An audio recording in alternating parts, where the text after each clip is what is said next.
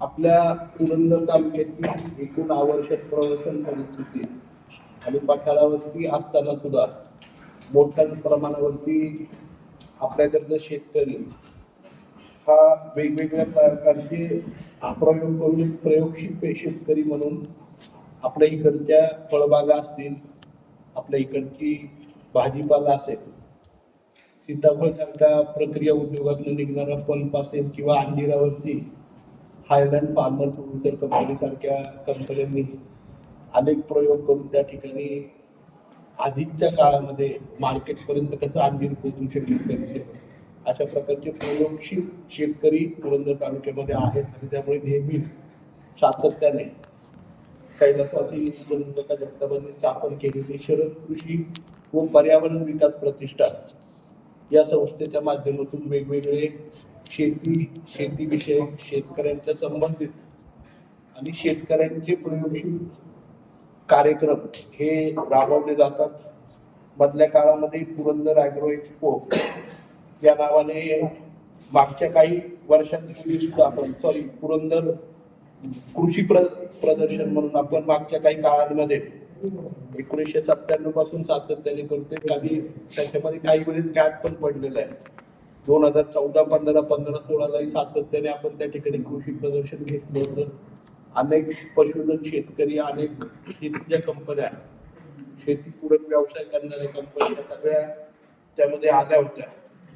आणि आत्ताच्या काळात सुद्धा खरं म्हणजे ॲग्रो एक्सपोची आवश्यकता ही मोठ्या प्रमाणावरती तुम्ही बघितलं असेल. पुण्यामध्ये बारामतीला वेगवेगळे ॲग्रो एक्सपो त्या ठिकाणी होतात आणि त्याच्या माध्यमातून शेतकऱ्याला नवीन नवीन प्रयोग इतर जिल्ह्यांमध्ये, इतर राज्यातल्या इतर भागांमध्ये किंवा शेतीमध्ये जे काही नवीन प्रयोग चालले त्याची माहिती मिळते आणि तोच संदर्भ धरून शरद कृषी विकास पर्यावरण प्रतिष्ठानच्या माध्यमातून सर्व अध्यक्ष आणि आमच्या संचालक मंडळाने निर्णय घेतला की यावर्षी agro expo 2026 Purandar agro expo 2026 ह्या सर्वसामान्य शेतकऱ्यांच्यासाठी आधुनिक उच्च तंत्रज्ञान, शेती उत्पादकता वाढवण्यासाठी, त्याचप्रमाणे पशुधन वाढवण्यासाठी, शेती पूरक व्यवसायांच्यासाठी, त्याचबरोबर शेतीशी संबंधित जे प्रोसेसिंगचे व्यवसाय आहेत, म्हणजे जे आपण उत्पादन करतो ते केवळ कच्चं उत्पादन बाजारपेठेपर्यंत न नेता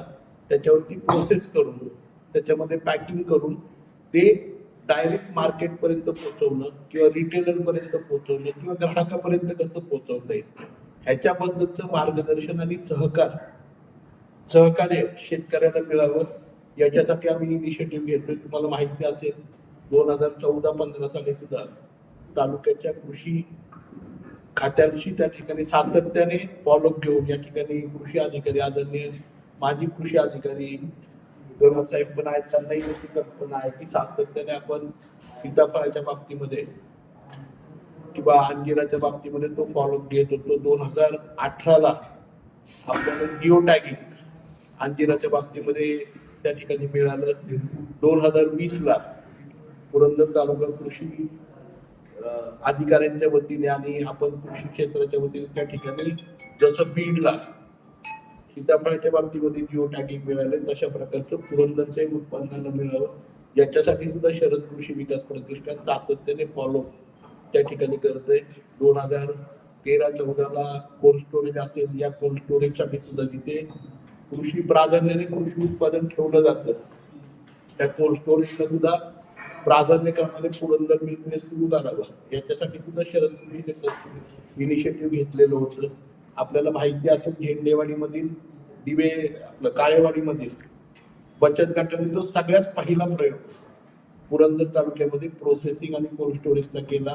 कृषी खात्याच्या माध्यमातून कुठलीही बँक पाठीशी उभी नसताना, म्हणजे इव्हन नॅशनलाइज बँका आणि डीसीसी बँक सुद्धा त्या ठिकाणी सर्वसामान्य शेतकऱ्यांच्या बचत गटांना कर्ज उपलब्ध करून देत नसताना सोपान सहकारी बँकेला शरद कृषी विकास प्रतिष्ठानच्या माध्यमातून आम्ही इनिशिएट केलं आणि पहिल्यांदा कृषी खात्याच्या संलग्नतेतून शेतकऱ्यांना जवळपास 1.5 कोटीपर्यंतची सबसिडी त्या ठिकाणी मिळाली. आणि कोल्ड स्टोरेज आणि आपल्या सगळ्यांना माहिती आहे की तो काळेवाडीचा जो बचत गटाचा शेतकऱ्यांचा प्रयोग झाला त्याच्यामध्ये इनिशिएटिव्ह घेतला. असे विविध इनिशिएटिव्ह शरद कृषी विकास प्रतिष्ठान सातत्याने करते. मधल्या काळात सुद्धा सरकारकडे सीताफळ इस्टेटसाठी आम्ही सातत्याने फॉलोअप त्या ठिकाणी घेतो की सीताफळ इस्टेट हे आपल्याकडे दिवे पंचकृषीमध्ये त्या ठिकाणी व्हावं.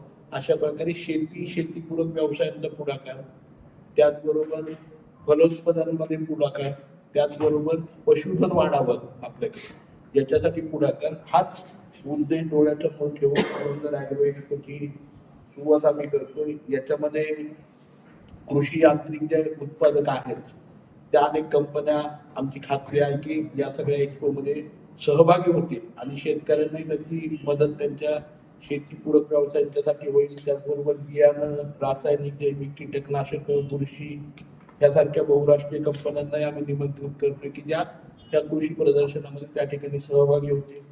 शेती पूरक जे व्यवसाय आहेत ज्याच्यामध्ये पशुपालन असेल, कुक्कुटपालन असेल, त्याचबरोबर अॅग्रो टुरिझम सारखे आता अनेक नवीन प्रयोग आपण पुणे शहराच्या जवळ असल्यामुळे होत आहेत. तर त्याही वेगवेगळ्या लोकांना आम्ही इन्व्हाइट करतोय जेणेकरून शेतीबरोबर शेतीपूरक व्यवसाय शेतकऱ्याला करता यावेत आणि याच्यातून त्याला फायदा मिळू शकेल अशा प्रकारचे व्यवसाय सुद्धा त्या प्रदर्शनाच्या माध्यमातून शेतकऱ्यांना मिळावा. आज आपल्या सगळ्यांना कल्पना आहे कृत्रिम बौद्धिकता एआयच्या माध्यमातून मोठ्या प्रमाणावरती वेगवेगळ्या क्षेत्रामध्ये काम केलं जातं. तसंच शेतीच्या क्षेत्रामध्ये काम केलं जातं. आपल्या कुठल्या पिकात कुठलं पीक आहे, कुठल्या पिकाची अवस्था काय आहे, कुठला रोग आहे, त्याला कुठलं औषध दिलं पाहिजे, ह्याही सगळ्या गोष्टी कृत्रिम बौद्धिकताच ना एआय म्हणतोय मोबाईल फॉर्ममध्ये एआयच्या माध्यमातून आज सहजासहजी सर्वसामान्य शेतकऱ्याला उपलब्ध होऊ शकतं. आज तुम्हाला माहिती भारतीय जनता पक्षाच्या माध्यमातून आपण आदरणीय देवेंद्रजींनी एक अभिनव उपक्रम शेतकऱ्यांसाठी केला आणि गेली 3-4 वर्षामध्ये मोठ्या प्रमाणावरती महसूल याच्यामध्ये सुद्धा आपल्या पिकाची नोंदणी ही शेतकरी स्वतःच्या शेतात स्वतःच्या मोबाईल मधनं करू शकतो. आज 7 बाऱ्यावरती पीक पाहणी नोंदवायला लागते, ती केली जाते. इन्शुरन्सच्या बाबतीमध्ये मदत होती. त्याचबरोबर शेतकऱ्याला आता येणाऱ्या काळामध्ये हवामान खातं हेही आता मला वाटतं भारताचं आणि महाराष्ट्राचं परिपूर्ण झालंय.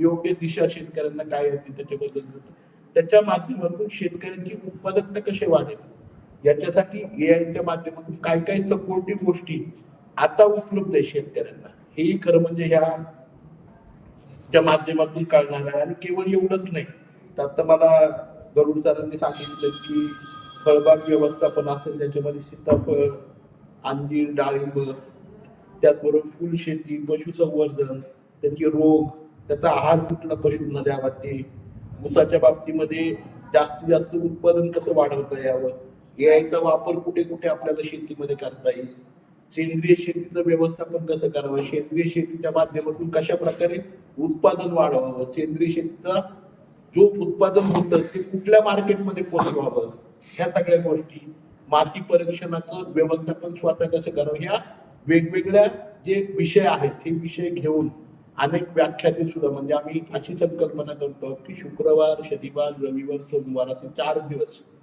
हे संपूर्ण प्रदर्शन त्या ठिकाणी अॅग्रो एक्सपो असणार आहे. त्या वेळेस वेगवेगळे व्याख्याते शेतकऱ्यांना वेगवेगळ्या विषयावरती मार्गदर्शन करण्यासाठी सुद्धा त्या ठिकाणी उपस्थित राहणार आहेत.